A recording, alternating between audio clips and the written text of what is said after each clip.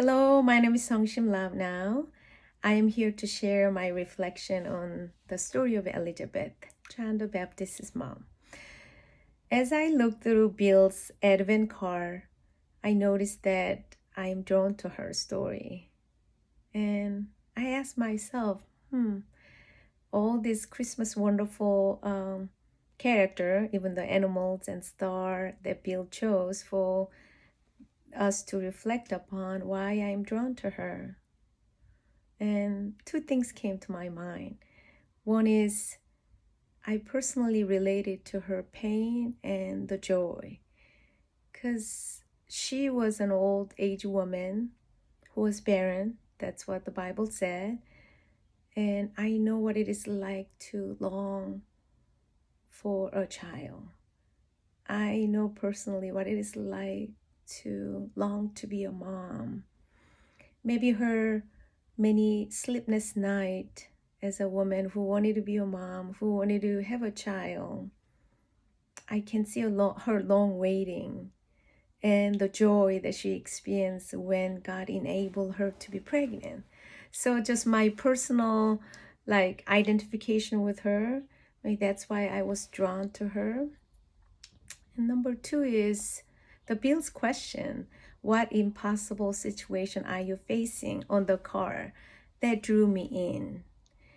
For some reason, that question that he asked, I kind of almost picture Bill asking me directly, Sungshim, what impossible situation did you face in your life?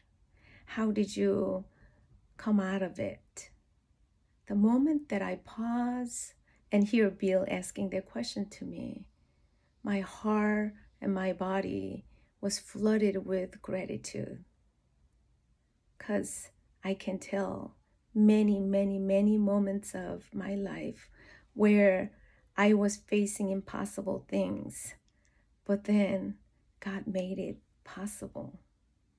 So then I was just thinking, oh my gosh, my deep sense of gratitude is my Christmas gift to Jesus.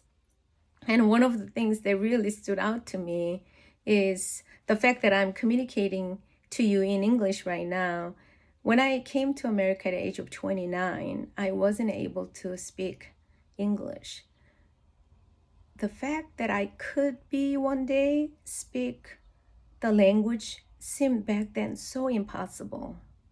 Yet 20 years later, I can see that it's possible.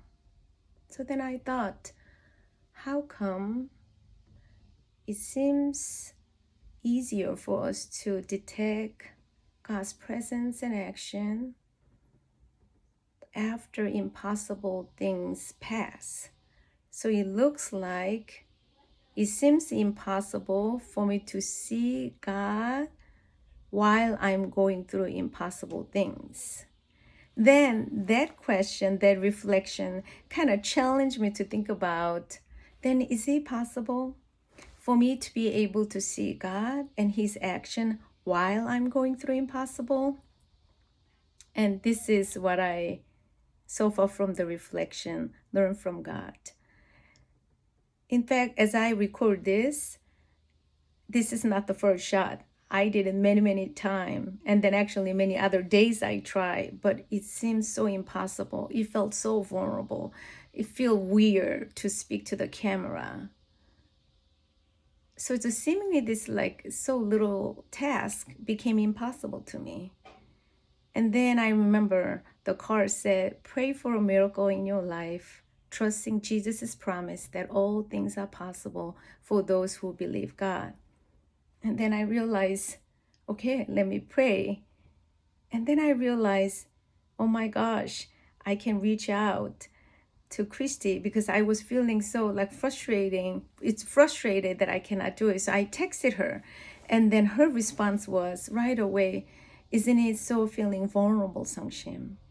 When I received her empathetic response, all of a sudden, impossible things become a little more doable and feels possible to me.